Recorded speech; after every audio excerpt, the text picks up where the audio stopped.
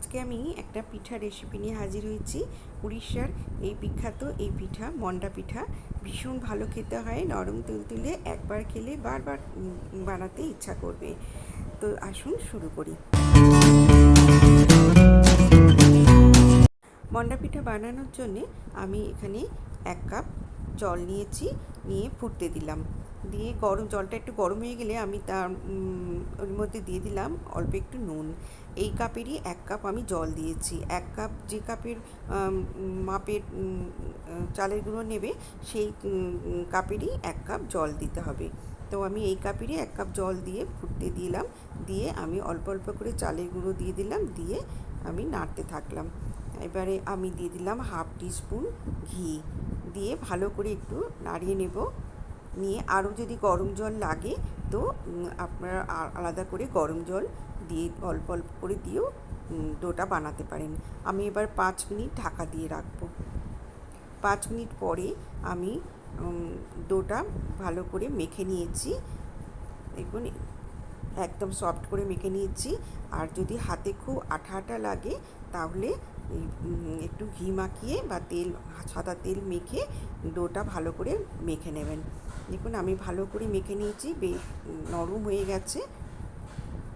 এই 5 মিনিট ধরে ভালো করে মেখে নিয়েছি। নিয়ে এবার আমি 5 মিনিট ঢাকা দিয়ে রেখে দেব। ভীষণ ভালো খেতে হয় বন্ধুরা এই পিঠা। হোলির দিনেও এইভাবে বানিয়ে ফেলতে পারেন, হোলির আগের দিনকে বানিয়ে রাখতে পারেন, পরের দিন পর্যন্ত নরম তুলতুলে থাকবে এই পিঠা। এবারে আমি কড়াইতে ওই কড়াইটাই ধুয়ে বসিয়ে দিলাম। দিয়ে 1 চামচ ঘি দিয়ে আমি 1 কাপ নারকেল কোড়া আর 1/2 কাপ গুড় দিয়ে নারকেলের পুরটা বানিয়ে নেব। আর দিয়ে দিলাম এলাচ গুঁড়ো।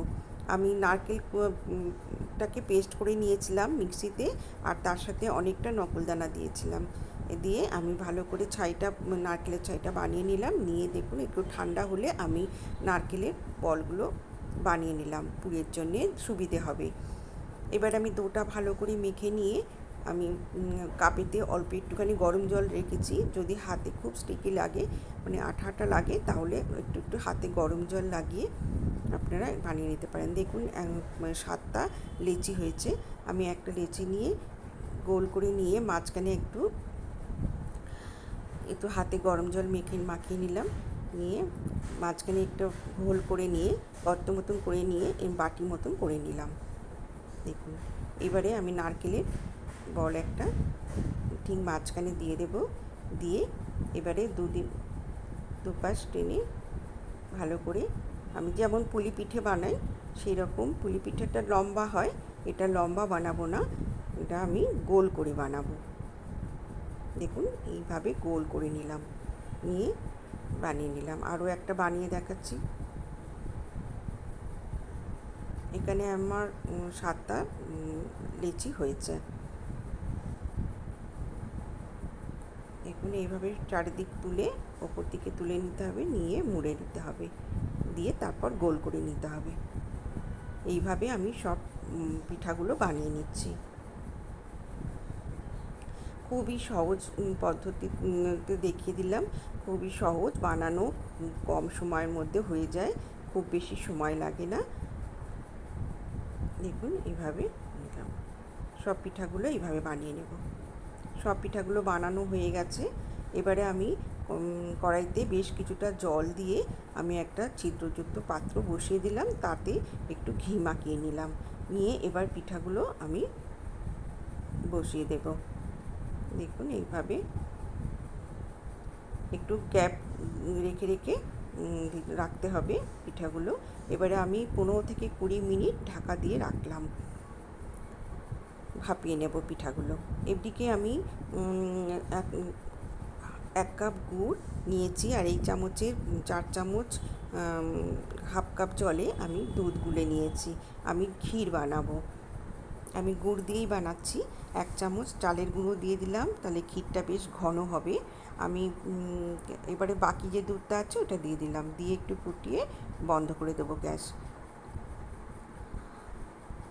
মন্ডা পিঠা এই 15 মিনিট পরে দেখুন কত বড় বড় হয়ে গেছে, আর বেশ নরম হয়ে গেছে, সফট সিদ্ধ হয়ে গেছে। এবার আমি ঠান্ডা করে একটা প্লেটে সার্ভ করে দিলাম।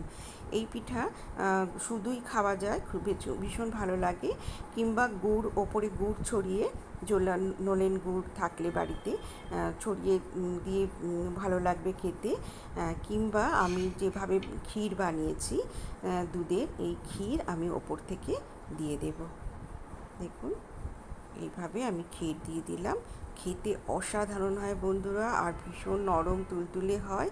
একবার খেলে মানে বারবার খেতে মন চাইবে, মানে খেয়েই যাই, এত সুন্দর হয় এই পিঠা খেতে। দেখুন, একদম নরম তুলতুলে। আর ওপর থেকে আমি গার্নিশিং করে দিচ্ছি আমন্ড বাদাম কুচি করে নিয়ে আমি ওপর থেকে সাজিয়ে দিলাম।